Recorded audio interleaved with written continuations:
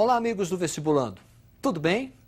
Na aula de hoje, nós vamos tratar da crise do sistema colonial, identificando as principais rebeliões nativistas e emancipacionistas. Preste atenção neste quadro. Trata-se de uma reprodução da execução de Filipe dos Santos, o líder da famosa revolta de Vila Rica, em Minas Gerais. Uma revolta nativista. Entende-se por revolta nativista aquele movimento que vai contestar o excessivo fiscalismo de Portugal aqui na colônia. É um movimento que não reivindica a emancipação política. O primeiro movimento, a aclamação de Amador Bueno, ocorrido em São Paulo, quando o paulista Amador Bueno será aclamado rei de São Paulo. Revolta de Beckman, Maranhão. Os irmãos Beckmans vão liderar um movimento contra o monopólio da Companhia de Comércio do Maranhão, responsável pelo fornecimento de escravos. Escravos, muitos deles doentes, escravos velhos, fazendo com que os grandes proprietários do Maranhão tivessem que recorrer à escravidão indígena, entrando assim em conflito com a Companhia de Jesus. Portanto, a revolta de Beckman é uma revolta dos comerciantes contra a Companhia de Comércio do Maranhão e contra a Companhia de Jesus. Um terceiro movimento, ocorrido em Minas Gerais, Guerra dos Emboabas, em virtude das zonas de mineração. Os bandeirantes paulistas encontravam o ouro, mas quem se beneficiava, quem explorava este ouro, eram os emboabas, os forasteiros. Guerra dos Mascates, movimento nativista que ocorreu em Pernambuco, envolvendo os grandes comerciantes de Recife, os portugueses, com os grandes proprietários de terra e de açúcar de Olinda. É um movimento de caráter social. Olinda contra Recife. E o último movimento, ocorrido na região das Minas Gerais, a revolta de Filipe dos Santos contra a criação das casas de fundição. Para reforçar o que foi visto até agora, preste atenção no quadro. Revolta de Amador Bueno, São Paulo. Revolta de Beckman, Maranhão, contra a Companhia de Jesus e a Companhia de Comércio do Maranhão. Guerra dos Emboabas, região das Minas. Guerra dos Mascates, Mascates de Recife, contra os proprietários de Olinda. E a revolta de Filipe dos Santos, em Minas Gerais. Perceba, vestibulando, que nenhum destes movimentos vai questionar o pacto colonial, vai reivindicar a emancipação política.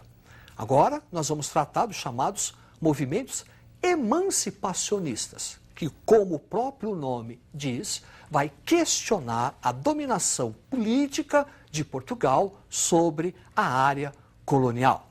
Preste atenção neste quadro. Identificou? Trata-se da figura de Tiradentes. Joaquim José da Silva Xavier, um dos participantes do primeiro movimento emancipacionista da história do Brasil, a Inconfidência Mineira. Movimento de caráter separatista, de elite, os seus principais líderes eram poetas da escola arcadista, era também composto por bispos e grandes proprietários de terra. O movimento da Inconfidência Mineira foi bastante influenciado pela independência dos Estados Unidos. 1794, Conjuração Carioca, que na verdade é uma conspiração que não saiu das ideias. O principal líder, o poeta Silva Varenga. 1798, Bahia, Conjuração Baiana ou Conjuração dos Alfaiates. Esse movimento é único, é singular, porque além de um movimento político, questionando o pacto colonial, exigindo a emancipação política, de caráter republicano, foi também um movimento de caráter social. Quem participou da Conjuração Baiana exigia a igualdade de direitos, questionava a escravidão. Seus principais líderes vinham das classes baixas, mestiços, negros alforriados, alfaiates. A última, 1817, Pernambuco, Revolução Pernambucana, movimento também de caráter separatista, patrocinado pelos grandes proprietários de terra, que não viam com bons olhos a excessiva tributação, Vamos lembrar que em 1817, a família, o Estado português, já estava instalado no Brasil, no Rio de Janeiro. E para sustentar o luxo, para sustentar a corte, o Estado português no Brasil aumentou excessivamente os impostos. Contra essa tributação, e também influenciado pelos ideais do iluminismo, a elite do Nordeste se sublevou, Revolução Pernambucana, 1817. Preste atenção no quadro.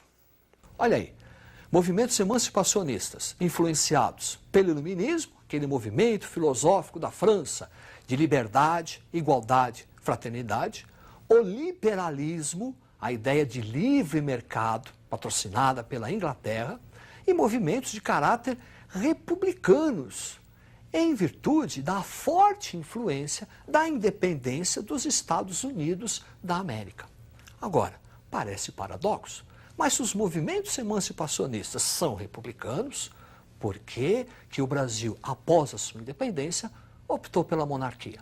É que o Brasil, diferente de outras áreas coloniais, foi a única área que vai receber a família real. D. João VI foge de Portugal em virtude da invasão do exército francês sobre Portugal. É a famosa transferência da família real para o Brasil. Não só a família real.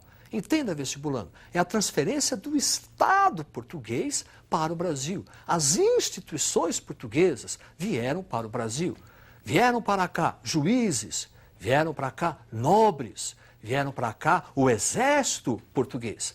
A instalação, a permanência dessa família real, de 1808 até 1820, é quem vai justificar a opção pelo Brasil após a sua independência, pelo movimento ou pela instituição da monarquia. Durante a estada de D. João VI aqui no Brasil, ele vai realizar coisas importantes, abrindo caminho para a nossa independência. Vamos identificá-la observando o quadro. A abertura dos portos, em 1808, que representa o fim do pacto colonial. Segundo o grande historiador Caio Prado Júnior, a nossa independência, de fato, ocorreu com a abertura dos portos, liberdade econômica.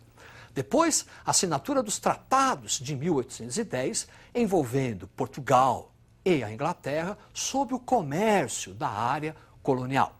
A partir de 1810, o Brasil passa a ser dependente economicamente da Inglaterra. 1815, elevação do Brasil à categoria de Reino Unido e a famosa Missão Francesa.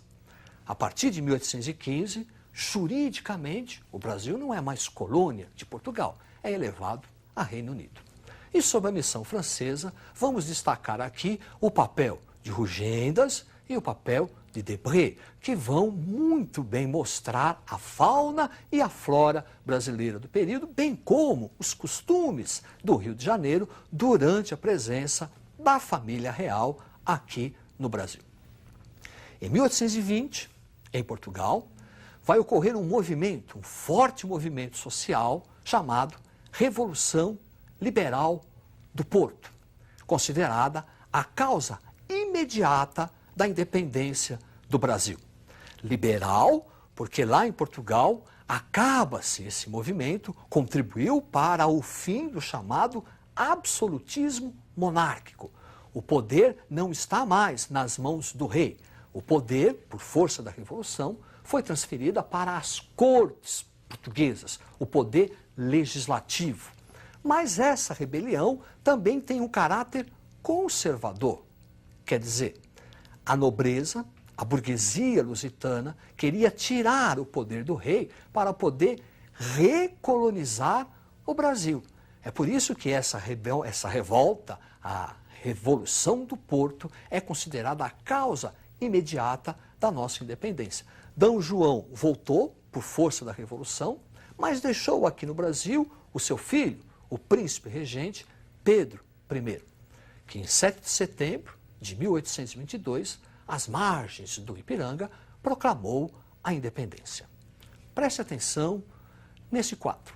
Esse quadro retrata a visão histórica tradicional do que pode ter ocorrido em 7 de setembro de 1822. É um quadro mais clássico, mais sóbrio, muito diferente daquele quadro feito por Pedro Américo, retratando o 7 de setembro de 1822. O de Pedro Américo é mais uma epopeia, é uma exaltação ao nacionalismo, é mais heróico.